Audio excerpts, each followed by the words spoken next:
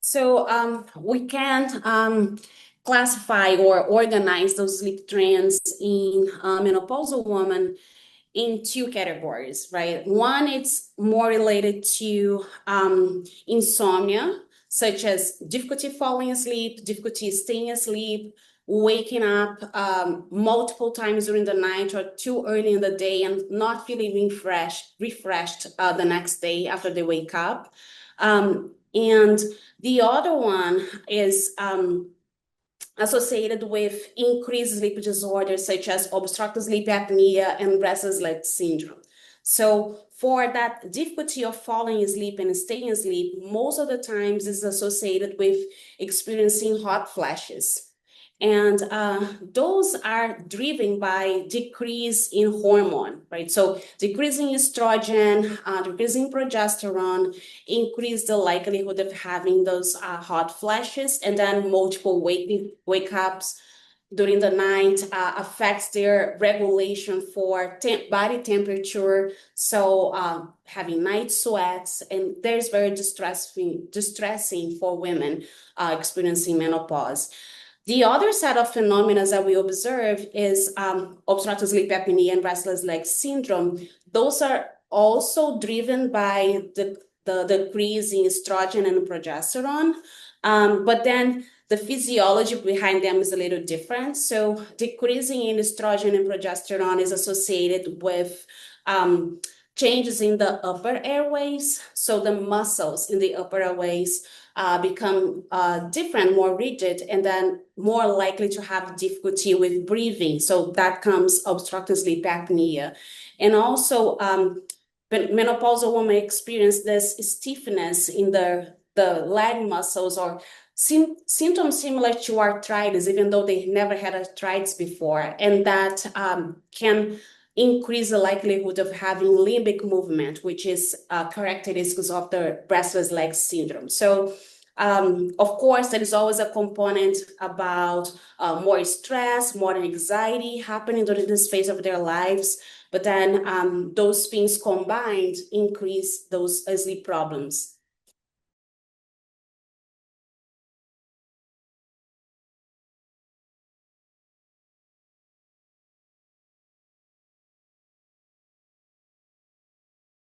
So we found some things that were expected, such as we see a large amount of people struggling with sleep. About 81% of the respondents were struggling with sleep, and about half of them were not getting the recommended 7 hours of sleep for their age group.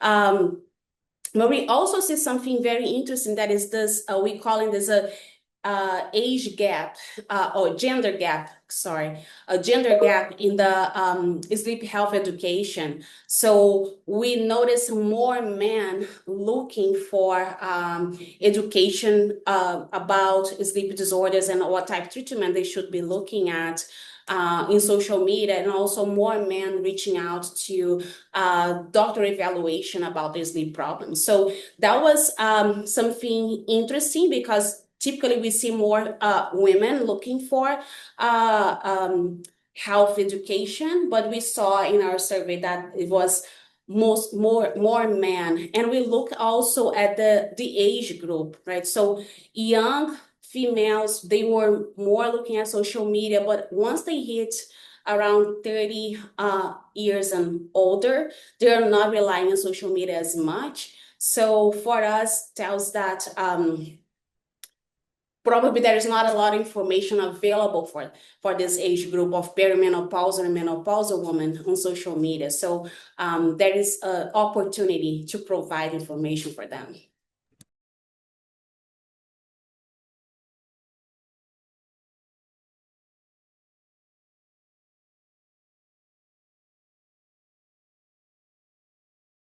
Yeah, so one of the ways that this findings impact patient well-being, that we were happy to see that men were looking more for doctor evaluations about their sleep problems, right?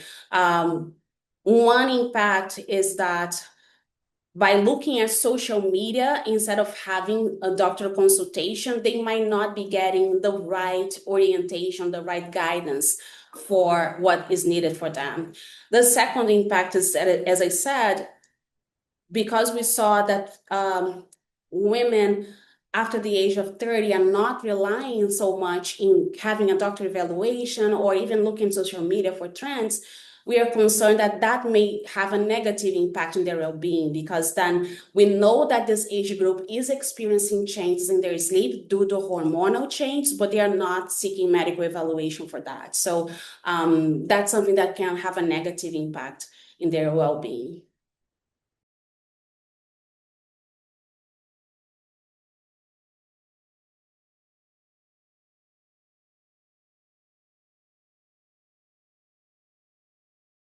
Yeah, so talking specific about this age group of females that we know that physiological changes are happening to them and they are not seeking either medical evaluation or educational components.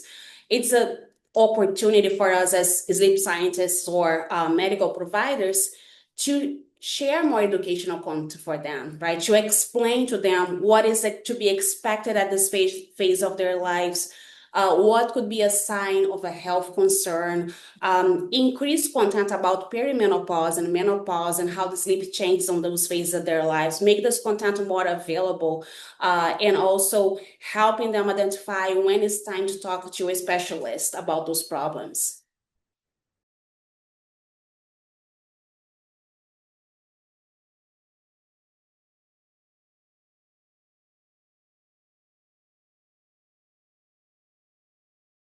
Yeah, so just ending on a positive note. So saying that this survey was really eye-opening for us at Airflow Sleep. And also, the more we talk about this, the more we can increase the knowledge and awareness for women experiencing those problems, to see that they are not alone, that there is other things that they can find about their sleep problems and other ways to navigate this phase of their lives.